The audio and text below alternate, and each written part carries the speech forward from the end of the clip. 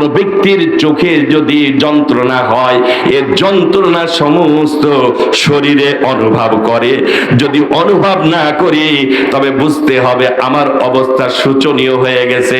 এজন্যই তো ডক্টর ইকবাল মনের কবি বলছেন, কলব মে সোজ নেহি রূহ মে এহসাস নেহি, কলব মে সোজ নেহি রূহ মে এহসাস নেহি, কুছ ভি पैगाम मोहम्मद का तुम्हें पास नहीं। ও মুসলমান, আজ আমরা কোথায়? নবীর আদর্শ কোথায়? নবীর তরিকা কোথায়? যে দিনের জন্য নবীজি দান মোবারক শহীদ করলেন, আজ ওই দিন আমাদের থেকে, দিনের থেকে আমরা কত দূরে একটু চিন্তা করে দেখি। মাঝে মধ্যে ঘুম যাওয়ার আগে চিন্তা করব, একটু চক্ষু বন্ধ করে আমার ভিতরে ইসলামিক আদর্শ পরিপূর্ণ আছে কিনা, পরিপূর্ণ মুসলমান হতে পেরেছি কিনা। আমার ভাইয়েরা, যে কথা বলতেছিলাম, ইউসুফে জুনাওয়াস মুলকে আমরের বাদশা, অগ্নি পূজারী বাদশা। ওই অগ্নি পূজারী বাদশার দরবারে একজন জ্যোতিষী ছিল, যার মাধ্যমে বিভিন্ন সংবাদ সে সংগ্রহ করত। ওই জ্যোতিষী যখন বার্ধক্য বয়সে উপনীত হলো, বাদশাকে বলল, ও বাদশা নামদার, একজন যুবক অত্যন্ত জ্ঞানী, বুদ্ধিমান, বিচক্ষণ, মেধাবী, এমন একজন যুবককে আমার কাছে এনে দেন। আমার জ্ঞান, আমি যে জ্ঞান অর্জন করেছি, যেহেতু বার্ধক্যে উপনীত হয়েছি, আমার জ্ঞানটা আমি তাকে শিক্ষা দিয়ে যাব।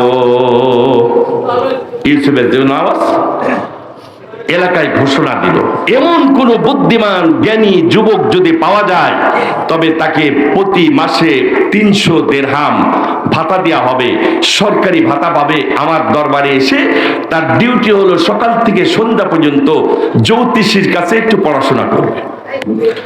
আমার বন্ধুগণ, একজন যুবক পাওয়া গেল, নাম তার আব্দুল্লাহ বিন তামের। আব্দুল্লাহ বিন তামের সকাল বেলায় চলে আসে বাদশার দরবারে, সন্ধ্যা পর্যন্ত বাদশার দরবারে সময় দেয়, জ্যোতিষীর কাছে সময় দেয়, জ্যোতিষীর বিদ্যা অর্জন করে ওই আব্দুল্লাহ বিন তামের রাহমাতুল্লাহি আলাইহি আবার যখন সন্ধ্যা হয়ে যায় বাড়িতে ফিরে চলে যায়।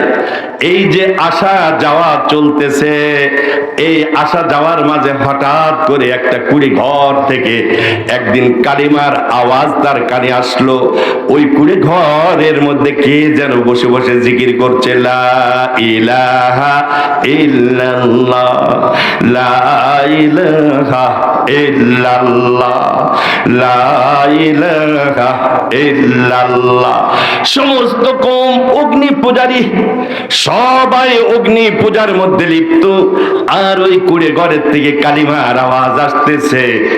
ও মুসলমান, আল্লাহর কালামের মধ্যে, কোরআনুল কারীমের তেলাওয়াতের মধ্যে, কালিমার আওয়াজের মধ্যে এমন একটা আকর্ষণ আল্লাহ রেখে দিয়েছে।